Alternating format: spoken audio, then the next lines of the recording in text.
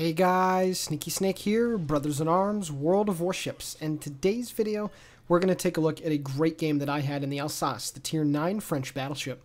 I'm divisioned up with my buddy from APOC, Megadude, and he's playing in the Baltimore, the Tier 9 American heavy cruiser, and we're playing some domination here on the map Okinawa. So, the Alsace, I featured it not too long ago on the channel, and I had a really nice game on the map Loop where I did over 250,000 damage and secured quite a few kills, and it was one of my first games in the ship, and I just finished the grind on it not too long ago. I played 37 games in this boat, and I gotta say, this is one of my favorite battleships in the game. I've enjoyed pretty much every second playing in it, and having games of 150,000 and more has become, quite honestly, the norm in this thing rather than the exception. And it's just such a nice upgrade over the Richelieu at Tier 8 that it makes driving this thing around pretty much grind-free. It's just a battleship that you can do so much with. It has a lot of strengths to it. Granted, most of the battleships at Tier 8 and up don't really have any crippling weaknesses, or they're not bad by any measure. And the Alsace just has so many strengths to it that it makes playing it so much fun. And that's why I wanted to feature another replay of this thing here, not too long after the first video went up. Now, for those of you wondering what's the build, well, in that first video, I did put the build on, but I'll just mention it here really briefly. I do main battery mod 3, and I go with a full gunboat build. So it's all about concealment, it's all about survivability, and a little bit left over spec'd into the anti-aircraft performance. So this thing has a reload of 26.2 seconds, and you have 12 of these guns shooting downrange. Now granted, the accuracy in the Sigma is not very good, but when the guns do behave, this is a novelty at Tier 9, having 12 cannons being able to shoot downrange, as my first salvo of the game goes towards that survivability expert, Missouri.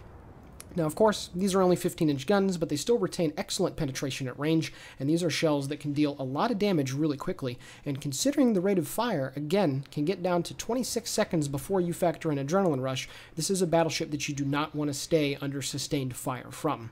Now you can see here very early on at the game, at the beginning of the game I should say, the enemy team is moving towards the B and the C cap. Now this is a great thing to happen because first of all, our team is getting the A cap for free. So what that means is that all I got to do is angle more so towards one general area on the map, and also deal with enemy ships that are going to be moving around in this area too, because there's nothing to worry about coming from, I don't know, C, D, 2, and 3. You know, that's a typical spot for ships to move at the beginning of the game to try to get side shots into the ships that are moving into the B and the C area. But because there's nothing over there, all I got to do is angle towards this general direction and pick the target that is providing me the best broadside. And right there on that Bismarck, almost 13,000 damage, that is going to be one of many 10k plus salvos that you're going to see throughout the course of this battle.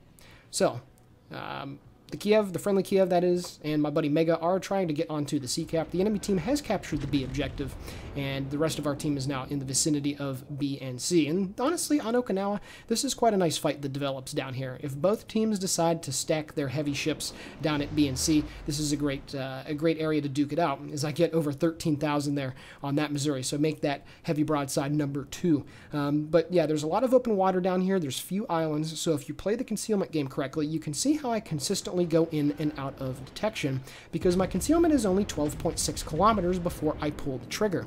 And that's one of the nice things about the Alsace. It's low-key pretty okay concealment on a battleship at 12.6. And for starters, it allows you to outspot all of the Tier 10 battleships that are in the game. And it also allows you to outspot things like the Friedrich der Grosse, which is 18.5 kilometers away from me. So you can put yourself in positions that, you know, some other battleships might not be able to, and because you have the speed boost, you can get out of dodge really quickly if needed. My next salvo is going downrange at the enemy Chapayev, and the range is at 19 kilometers. However, RNGesus is going to hook me up. You can see the dispersion on that shot is pretty good. I thought I was going to get the deletion here, but I'll have to settle for only 22,000 points of damage with broadside number 3 of over 10,000 damage. And so far, so good. The accuracy has been pretty alright throughout the course of this game, and once again, you can see I continue to pop in and out of detection. And it's not just something that battleships and cruisers need to be able to take advantage of. If you're a BB that can open up from stealth consistently, not only are you going to be able to get really high damage salvos more consistently because they're not expecting it, but also it allows you to be that, you know, last reported position on the minimap that all of a sudden changes and ends up in a different grid square at an angle that maybe enemy ships weren't particularly aware of or taking notice of. And honestly, it's pretty satisfying.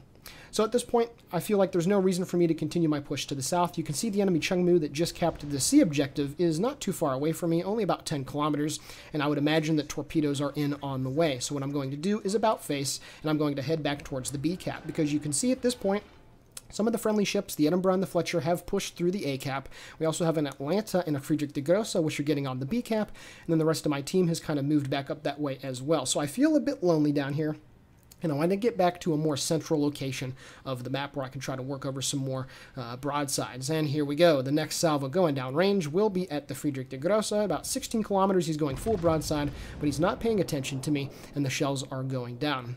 And we're going to see what kind of damage we can do here. Dispersion, once again, looks pretty okay. The shells fall in, and I get 15,700 damage. So broadside number 4, that's quite massive. And I'm sorry if it's annoying when I keep mentioning it, but when I rewatched this replay and I noticed just how many broadside salvos of 10k plus that I did, I realized that this wasn't just any normal battleship game where I was seriously doing some work here.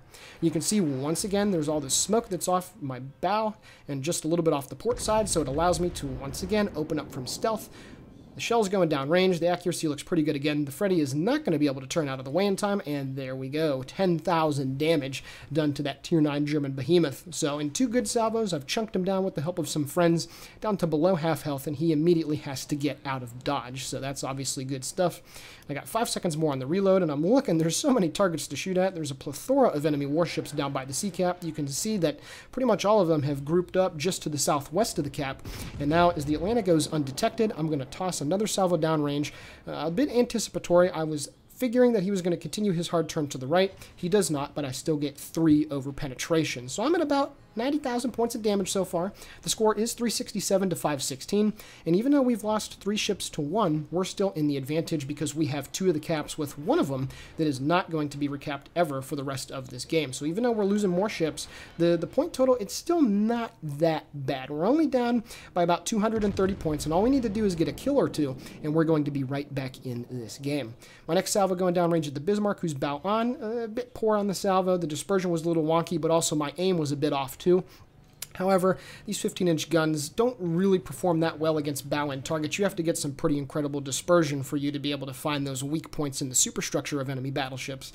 And just because the dispersion really isn't that great, sometimes it can be rather difficult to get high-end damaging salvos, as you're going to see here once again. The salvo looks pretty okay going downrange, but unfortunately, only 2 over penetrations and 1 ricochet. So a couple salvos back-to-back, not very good, but you can see that that Bismarck is quite out of position. He is burning. He's at 16,000 hit points and going down. So right now, this is the first kill that we need to get. It's 329 to 630, and right about here is when we're going to put our man pants on and have a nice comeback for this game.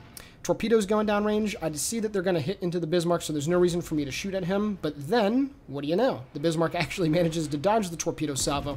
So at this point, the kill needs to happen. We need to get the points back a little bit. And I'm going to take care of my first ship of the game, that Tier 8 German battleship. And I bring the scores back to about a little less than 200 points. And now my focus is going in towards the Friedrich the Grosse. Now, something interesting to note, you might be wondering, well, Sneaky Snake, what is the secondary range of the Alsace when you don't go with a secondary build? And mine is a little bit over 9 kilometers, and while obviously I'm not going to be hitting that many shells because you really do need the secondary battery mod for your shells to get on target, when you do get below 10 kilometers, it's something that enemy battleships and other ships need to take note of. As I get broadside, a heavy broadside number 6 there on that North Carolina, you can see that my secondaries are going to town, and the Alsace actually has quite a bit of secondary batteries. There's a lot of 100 millimeters along the port and starboard sides of the ship, but you also have quite a few 152 millimeter guns. You get 9 of them with 2 turrets at the rear and 1 at the front, so it's a pretty decent amount of firepower to be shooting downrange from a secondary perspective. The next salvo on the North Cal, 27,000 points of damage on that guy for big hit number 7 of the game, getting, I think, at least 1 Citadel right there. You can also see that my secondary battery did manage to light the Friedrich the Grosse on fire, and as my turret gets knocked out, I feel that it's time, after his front guns have been shot, for me to turn a little bit to the left, and I'm going to start kiting away as soon as this guy gets taken care of. I'm trying not to stray too close to the Chengmu and the Atlanta that are to the south of the B cap, but you can also see that my buddies that are down there are trying to take care of business. The North Cal is still somehow oblivious to the fact that he's sailing broadside to me. And even though I am doing the same thing conversely, the next salvo goes in, and there we go. I get a Citadel for 17,000 damage. Big hit number 8 of this game. And I take care of that Tier 8 American battleship. I'm up to 156,000 points of damage, and we have since taken the lead. We only have 6 ships. The enemy team has 7, but it's 573 to 505. So I don't know about you guys, but man, oh man, have the big hits been coming in hot and steady during the course of this game. And, you know, a little bit does have to be attributed to my accuracy. I'm a very accurate player. I've just gotten a good knack for knowing where to aim. But, you know, when enemy ships are doing that too, when they're sailing a little bit too broadside, well, it's kind of difficult to not shoot at them. My buddy Megadude, conversely, manages to get the kill on the Atlanta with a pretty decent salvo. So now we're comfortably in the lead, and what was once an over 300-point deficit has quickly been reversed to about a 150-point lead. It's 5 versus 5 at this point as Megadude finally succumbs to the Neptune's armor-piercing shot, and it's at this point that I realize that it's time to get onto the C cap and move over towards the B cap to try and help out the buddy over there in the Atlanta. You can see the Fletcher that went to A right at the beginning is still trying to harass those enemy ships, at least the Chapayev anyway, which is well to the west of the B cap. And you can see as I zoom in, he is steaming over towards our Fletcher's position. And all we got to do is get the C cap firmly under our control, and things should be looking pretty good. I get another broadside salvo out at the enemy Friedrich de Grosse. Man, I've said that ship name quite a bit recently. But you can see right there, as soon as he angles just a little bit, these 15-inch guns do struggle to penetrate and deal significant damage. And again, you know, 15-inch guns at tier 9, it's a bit, from a caliber perspective, you're a bit undergunned. But just because you have 12 guns, it's really nice. So, you know, you can see the reload here, down to about 25 seconds with adrenaline rush kicking in. And I still have 66,000 hit points to work with, which is really nice as well. So I can afford to take a few torpedoes or a big hit or two, and I'm still going to be A-okay. Right before the secondaries hit me, I do manage to get the assisted base cap, and now I need to turn to get out of the way of the torpedoes, but the Alsace does have pretty decent handling, and when you pop that speed boost, it does make it very easy to dodge enemy fish. Just with the forward guns here, you still get 8 of the shells going down range, trying to look for a big hit on the Friedrich de Grosse, and I get big hit number 9 of 14,300 as I pick up high caliber as well. And now I gotta hurry up and use the speed boost to my advantage to try to get around the torpedoes, and I just barely managed to dodge them. If I was in any other battleship that didn't have speed boost, I certainly would have taken at least 1 or 2 torpedoes there on the stern.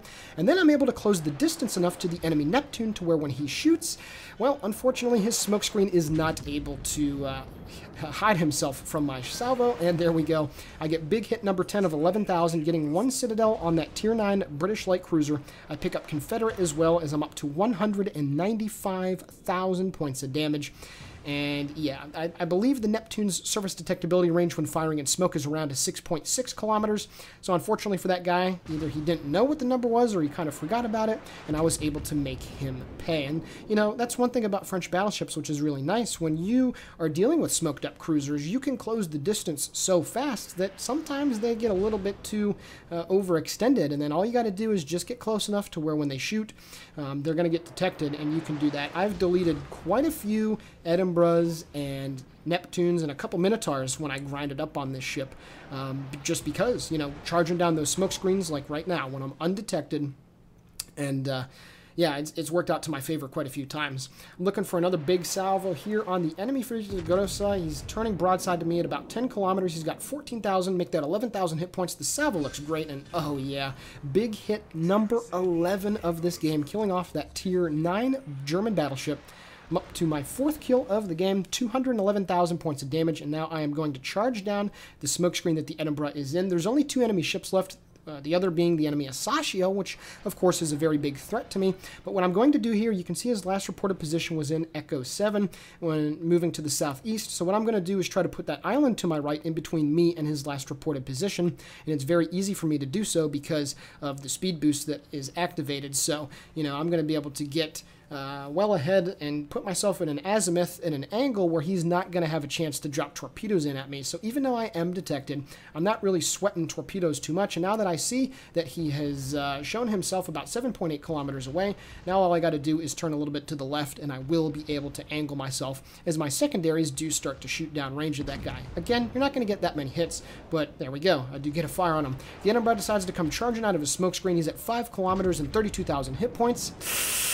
Yeah, Devastating Strike, Kraken Unleashed, Triple Citadel, Monster Salvo number 12, the last one of the game, as I pick up my 5th frag, and I'm up to 248,000 points of damage, and that right there, boys and girls, is why British light cruisers need to be very, very careful when the Alsace is on the enemy team. Now I'm swinging my guns around to try to get the last kill here on the enemy Asashio, and I'm also getting onto the B cap as well. You know, when it's the mid to late game and you're able to get some captures and battleships, you know that things are going pretty well for you. Unfortunately, a little bit wonky accuracy and dispersion right there prevents me from getting any hits on the 2 forward guns. I straddled the target quite a bit, trying to get that 6th and final kill of the game. The rear turret shoots. Accuracy looks pretty good. Will that final shell get him? Yes, I do, and that ends the game here on Okinawa. Alrighty guys, taking a look now at the post-battle results. 749,000 credits received and 10,100 total experience earned. That was my first win of the day. I picked up Devastating Strike, Confederate, High Caliber, and Kraken Unleashed, dealing 249,000 points of damage off of 86 shell hits. I sank 6 or half of the enemy team, had 8 citadels, 2 fire set, 33 secondary hits, and 1 assisted base capture. Taking a look at the team score, 2,903 base XP. That is a fantastic performance. And my buddy Megadude came in 3rd place with 1 kill of his own in 1921 base XP. So we amounted for 7 of the, what is that? Yep. All enemy ships destroyed. So 7 of the 12 ships sunk and sent to the bottom of the sea. And this was not my highest kill game in the Alsace, because my very last one that I did before I finally got enough XP for the Republique, I managed just about 100,000 points of damage, but I secured 8 frags in that game. So this ship was just so fantastic to play, and I'm definitely going to rebuy it after I get all of the American light and heavy cruisers that I want to keep in my port. So with that being said, this is the Sneaky Snake for Brothers in Arms World of Warships signing off. Guys and gals, please consider giving the video a like, commenting on it, or possibly subscribing to the channel and sharing it with your friends. All of it is very much appreciated. And with that being said, have a great day.